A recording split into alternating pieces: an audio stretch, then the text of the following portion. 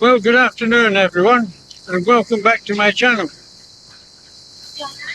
Today's video is all about a new piece of equipment that I bought myself that I didn't really want to, but in the end I did.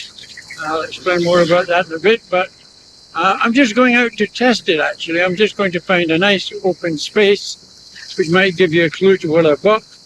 And I'm just going out to test it. So here we are, we're now heading up Soy Siam Country Club, and we're heading up out of Pattaya actually. This is the northern, one of the routes out of Pattaya that takes us out to the motorway areas where we can get to virtually anywhere in Thailand, but it's quite a popular route in and out the city, but it's very handy for us where we live. So we're heading up Soy Siam Country Club, and we're just approaching an area they call Chicken Crossroads. The reason being is that it's a crossroads, and although they have traffic lights, they don't use them. They're switched off all the time. I think I've only ever seen them used once. Consequently, and with the way people drive in Thailand, it's Chicken Crossroads. It's when you get there, it's up to you when you're going to go and when you're going to make your move. If you're not so sure, we see people sitting there for ages, waiting for a break in the traffic. So it's not for the chicken-hearted, so to speak. We need to get across that junction as safely as we can.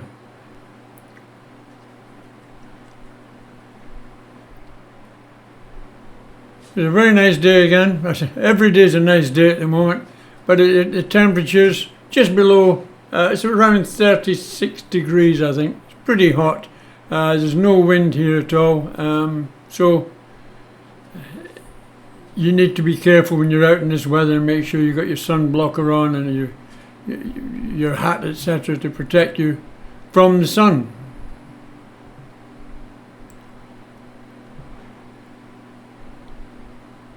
So here we are approaching these crossroads now. You see the traffic lights above there, and we're going into there, and fortunately there's some cars going straight across as we are, and that makes life very much easier to get across the road with the safety of the cars transiting at the same time. So that was the last real junction before we leave Pattaya altogether, and the area I'm heading for, just ahead of us a couple of miles, is an area they call Maprakan Lake. It's an area that there's a huge reservoir there, and there's a lot of nice businesses round about that lake. I mean, when I say nice businesses, I mean restaurants and bars, etc.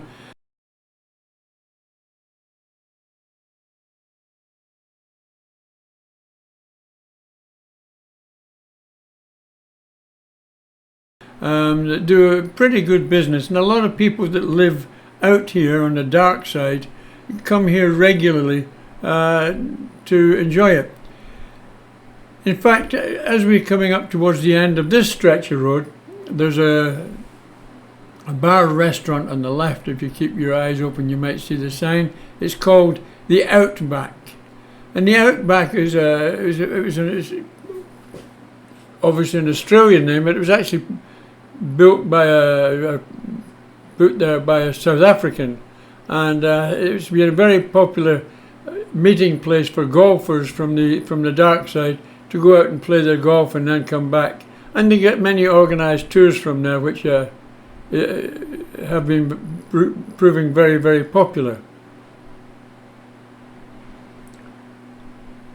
Need to take a little bit care as usual when you're on a motorbike. Watch what's coming out of these side roads. Sometimes they just come out and they don't really care. So I try always to travel at a speed where obviously I can see the hazards as they arise and take the necessary action to avoid them.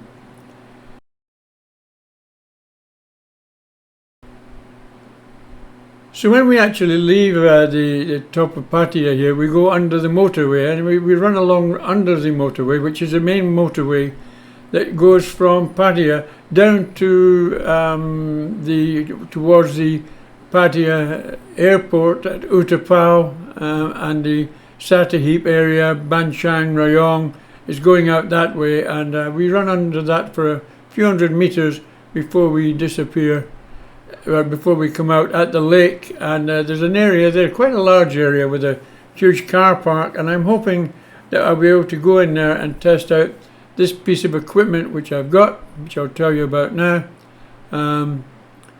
We're just coming up to the outback now, and we're going to pass the outback very shortly, and that's us heading out of Pattaya.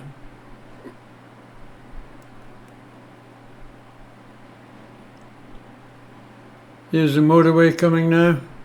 Swing round underneath the motorway, and now we're driving along underneath the motorway for a few hundred yards. The piece of equipment I'm going to go here and test is a new drone. It's the DJI Mini 4 Pro. It's not been out too long. And as those who know my channel, I already have a drone that I bought way before COVID, and it's probably been dormant, sitting in a cupboard in my house for about the last 4 years.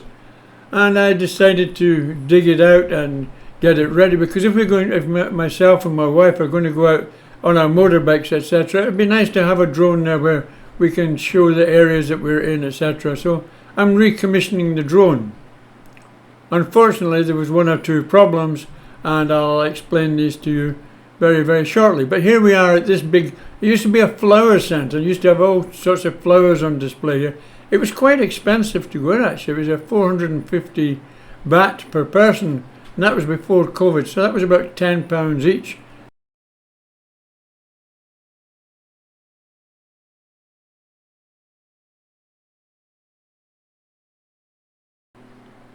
So now situated in this large car park, we're going to give this drone a quick test just to make sure it's all working, and I'm happy with it. But I have to say that this drone is far more technologically advanced than my last drone, and there's a lot more to it, and there's a lot better things to it, like obstacle avoidance, etc.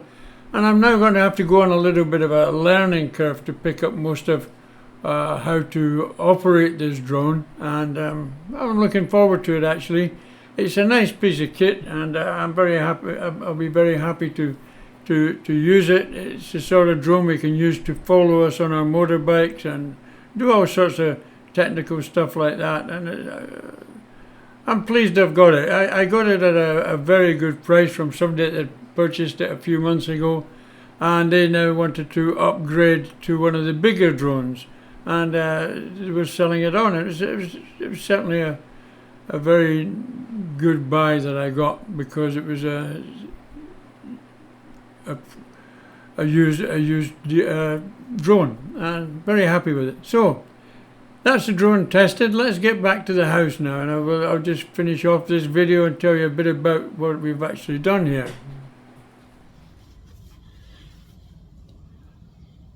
So let me talk to you about drones and why I actually want to start using my drone again. And those that have watched some of my recent videos will know that we're gearing ourselves up, myself and my family, to go out and do some motovlogging, and round about Pattaya and round about Chonburi. Next month, in March, my daughter has a school holiday for over 2 months actually, and hopefully then we will really get a chance to get out and take some serious videos round about for people that are wanting to come and holiday here in Thailand and in Pattaya, and they're not really too interested in watching all the videos about the party town and all the girly bars and things like that, because that is what Pattaya is famous for. And you know, it must be one of the most vlogged video cities in the world, because of the girly bars and the girls and the party town and all the rest of it. You go downtown any time of the day or night, and you're going to find people down there making videos for YouTube, and there are people that do take an interest in the other amenities on offer in Pattaya and roundabout and the areas roundabout, but in the majority of the people are wanting to get these sexy girls onto video and the party scenes onto video also. So coming back to talking about the drones again, you know, before COVID, I bought a drone, the DJI Mini 2. I have it here actually. This is the DJI Mini 2 that I bought, and it's a lovely, lovely drone actually. But let me tell you a little bit of the history of it. Is that it's only actually probably ever done not more than 20 flights actually, and I bought the full DJI Mini Fly More kit, which included the drone, this old style controller here that I've got, and 3 batteries, which was excellent. So each battery really lasted between 25 and 30 minutes per battery. So you could possibly make a full hour-and-a-half video from the drone in one session if you wanted to. But actually, I find practically I never got near to doing anything like that. Maybe 5 minutes, 10 minutes, probably not more than 10 minutes per time I used it. But I found it very, very convenient. And the one or two problems initially in that this DJI Mini 2 has got no obstacle avoidance. So when you fly it, you've got to be careful that you're not going to fly it into trees or power lines or buildings, etc. And I've got to admit that the first time I used this drone, I did have 1 or 2 problems. I actually clipped a tree with it, which took off a fraction of one of the propellers at the end of it, which I have never changed because it carried on flying okay. But I do have a pile of spare propellers that were given to me. And I had a couple of accidents with it, but nothing serious. But I realized that if I wanted to do things like to follow me or to do long distance flights, I had to be very, very careful, which you adapt to the drone itself, and it wasn't too big a problem once you got used to it. But when I watch people on YouTube with their drones and it's following them on their boats or bikes or cars, etc., I think that really can make a video much more interesting and enjoyable to watch than just having somebody speak or static showing around from standing still, etc. Even though we're planning on putting the cameras on our bikes also, and a lot of people would seem to like watching the part of the bike rides getting to our destinations, and I can understand. I like it as well when I see some of these people on YouTube showing the way that some of the obstacles that they tackled, etc., just to get to the destination. I find it quite interesting, and I can see a lot of positive elements in that. So anyway, when we decided to do this, and we bought 2 new bikes. We've done that for Christmas. We got new bikes, and I got my wife the Yamaha NMAX, and I got the Honda ADV 160, lovely bike. I've fallen in love with it already. But I also like the wife's bike very much, actually. And I'm kind of torn between which one's better, but they're both very, very good bikes, and superb for what we're planning to do with them. We've set them up for cameras and telephones, etc., on the bikes, but the only thing left to do was to get the drone sorted out. Well, I went into the cupboard and got my drone out, and it's 3 batteries and everything, so I thought it was all set up to go. I put the batteries back on charge, and they all charged. They all went on charge okay. And then when I took them off and I put one in the drone itself, there was no charge in the battery, and I thought, oh, why? What's happened here? So I checked the other two batteries, and they're absolutely no problem at all. The other two batteries are full and ready to go. These are these intelligent batteries, and they sort of monitor themselves and keep themselves in good condition. But they're expensive, you know. A replacement battery is in the area of about $60 or £50 UK. So they're not cheap objects to replace. But I was a little bit wondrous about why one battery didn't charge up, and then I consequently realized the problem, because when I was using the drone, I would always keep them charged up, and then when we go out, when I came back, I would put them back on charging and make sure they're fully charged. It's always good to try and keep your batteries charged up. Don't let them stay in a flat, dormant state for a long time, because you will destroy the battery eventually. And that's what I've done. I've destroyed the battery, because there was one battery that I left in the back of the drone from the last time I've flown it. Obviously I'd used it and I hadn't taken it out and I hadn't charged it, and that's the battery that probably hasn't taken the charge now, because I left it too long before I charged it again. So anyway, I've got the DJI Mini 2. I tested that out, it's working perfectly, etc. But only two batteries. But that's still an hour's video filming, which is more than adequate. So I was fairly happy with that. But because I was getting back into the drone mode of thinking, I went on the internet and started looking at some of the YouTube videos about the new drones. And of course, the one that they're all raving about, and one of the ones is DJI drones that they're all raving about at the moment, is the DJI Mini 4 Pro.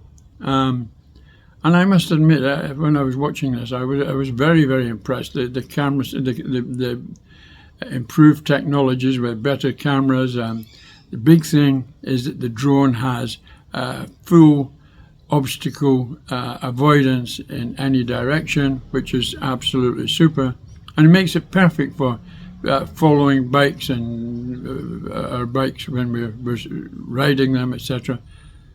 Make it perfect for that. And the more I watched the reviews and things about the this Mini 4 Pro drone, the more, of course, I thought, oh, I'd love to have one of them.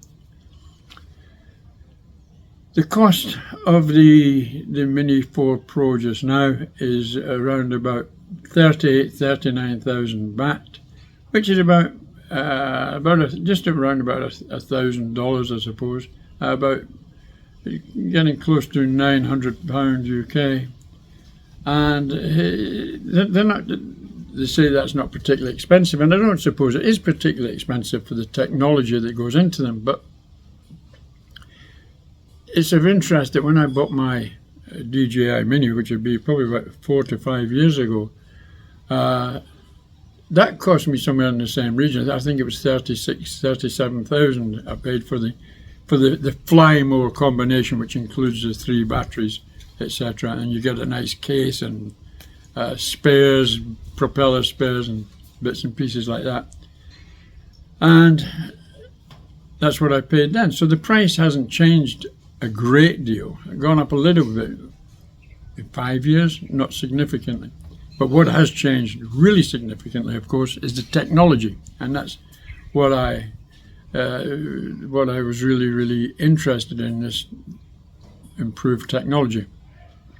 So I couldn't justify myself paying for a new drone, really, when I've got a perfectly suitable one here that I could adapt and use, not maybe in the same full configuration that I could have Mini 4 Pro, but I could use the Mini 2 to do quite a lot of interesting aerial videos of what we're doing when we're out motovlogging on our motorbikes. And then I went into Facebook Marketplace, and there was a chap here in Thailand, up in the north of Thailand, near Isan, or just in Isan actually, and he was selling his new Mini Pro 4, and he was asking a very good price for it. Actually, he was asking about I think 28,000 Thai baht, which is a saving of about 10,000 baht, and for the technology, I thought that, well, that's pretty good. So I contacted him anyway, and we done a little bit of negotiations. Eventually, he agreed to sell me this whole kit for 26,000 baht, plus 200 baht for shipping it down here to Pattaya for me. So I just couldn't resist it. I know, but anyway, I don't go out much more anyway. I don't go downtown much, and I don't go out drinking and things like that. So treat myself a little bit, and I bought this drone from him, and it came, and I'm very, very happy with it. So the other aspect that I wasn't too happy with on the DJI Mini 2 is the old controller. Nothing wrong with it. It works perfectly, and you've got little screw-in handles that go into here to adjust your plates and everything. The drawback is that you here on the top you actually fit your telephone. If I can get it out, yeah. As you can see, your telephone goes in there and connects to the controller, so you're monitoring your drone through your telephone. As a lot of people will realize, when you're out living here in Thailand, we get a lot of sun, and when you're out in the sun trying to look at your telephone, sometimes it's very difficult to see exactly the screen because of the sun's reflection, etc. And I found that when I was out, I always had to find some place in the shade where I could monitor it closely when I was taking the video. So that was another one of the disadvantages of using the Mini 2. So let me just show you before I go on, the guy that sold me this, he had the Fly More kit, which included the 3 batteries, the charger, the DJI leather bag, and all the accessories, as I say, 3 batteries, and the drone itself. So he had also bought a hard case to transport it around. And when I go out with my drone, I like to have the little DJI bag, because it's all compartmentalized and you can put everything in there, and it doesn't take up a lot of space. Well, after I'd purchased this and he went to ship it to me, he sent me a message. He said, we can't find the DJI leather bag for this thing, and he suspects his girlfriend has given it to one of her family as a soap bag or something similar, makeup bag or something. And I was really quite disappointed about that, actually, because it was one of the aspects that it's important to me for transporting it around. But then when it arrived, it came with this hard case that he had purchased for the drone. Look at that beauty there. That's an absolute superb little hard case, the strap, etc. And absolutely perfect. And it fits in the bike, the motorbike, it fits in there perfectly. So I was more than made up about that. So no need to worry about the DJI leather bag. So let me just show you what I actually got in this case here for this. So here we have the internals of this case, and if you look here, here is the drone itself. Here is the battery charger that charge 3 batteries simultaneously, and here is the controller. And this is a beautiful controller, and I'll take it out and I'll show you it closer in a moment. But as you can see, the case is absolutely superb for transporting the drone around. And in the back of the lid here are all the cables and accessories, etc., spare propellers, perfect, absolutely perfect for taking the drone out and about, and that's exactly what I wanted. So here we have the new controller, and this is a lovely piece of kit actually. You can't buy them separate for any of the drones. This would control the my Mini 2, no problem. You can program it in, and the good thing is, in the Mini 2, not only did I have to use a telephone as the viewer, but I also had to download the app into the telephone so it could communicate with it. But here we have this one, and as you can see, I hope, this one comes with its own screen, and quite a big screen, and it's got quite a high brightness level. I'm not too sure. I think somebody mentioned 70 nits. I don't know how that equates to what, but it is quite a bright screen, and it's very useful. And the good thing is I don't have to download anything. Everything is already there, ready to use, and it's a fantastic piece of kit. So that's the, let me turn it on actually. Let me see if I can turn this on.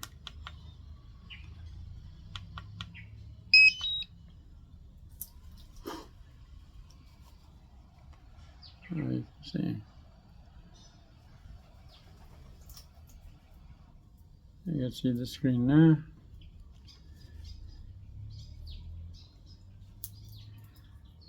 It won't connect to the drone because I don't have the drone set up at the moment, but if you follow my channel, then you will see it in due course. You will see this all in action. So as you can probably guess, and as you can probably see, I'm very happy with my new purchase of the DJI Mini 4 Pro, and I'm looking forward to using it out on our bike videos when we go out together. And if you're interested in seeing these are going to be, I think, going to be interesting to people who want to know more about the places they can go if they come here on holiday and want to rent a motorbike and go out and see places close at hand and have an idea of where they're heading. Please, if you are going to be interested in that, then you can subscribe and like the channel, and that would be appreciated to me also. Also, if you have any comments regarding what I've just shown you, or what you think about the use of drones, and should they be used or not, put your comments below, and I will gladly get back to you and respond to your comments. So thank you for watching, and I look forward to seeing you in my next video. Bye for now.